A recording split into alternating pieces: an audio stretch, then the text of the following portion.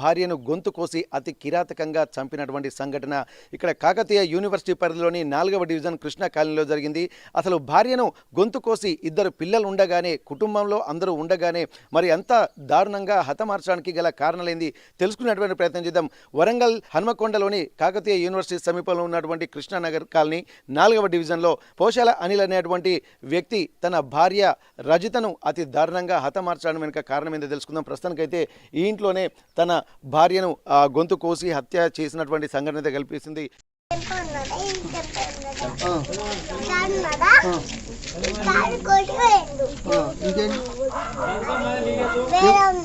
ఎవరు ఎవరు కోసింది? ఎవరిని? ఇంకా ఇంకేం చేసిండు?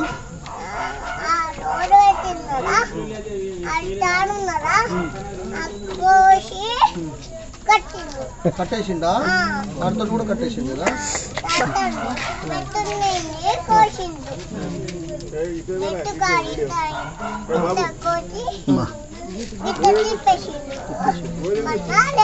మరి కారణాలు ఏమో తెలియదు కానీ ఇట్లాంటి సంఘటనలు తరచుగా జరగడం వల్ల నగరం మాత్రం ఉలిక్కి పడుతుంది.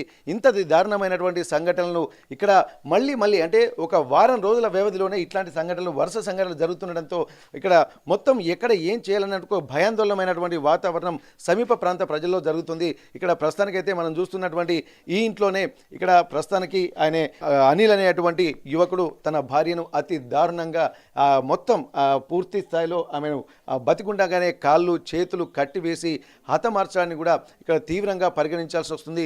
అసలు ఏం జరిగిందో కారణాలు తెలుసుకునేటువంటి ప్రయత్నం చేద్దాం. ప్రస్తుతానికైతే ఈ ఇంట్లోనే భార్యను అతి దారుణంగా హత్య చేశారు. అక్కడ సంబంధించి ఒక్కసారి వివరాలు కనుక్కునేటువంటి ప్రయత్నం చేద్దాం. ఇక్కడ ఆ ఇంటి ఓనర్ తోటి మనం మాట్లాడేటువంటి ప్రయత్నం చేద్దాం. అసలు సంఘటన ఏం జరిగింది, వారు ఎక్కడి నుంచి వచ్చారు, మరి ఏం చేస్తున్నారనే విషయం తెలుసుకునేటువంటి ప్రయత్నం చేద్దాం. ఒకసారి ఇంటి ఓనర్ తోటి మనం మాట్లాడదాం.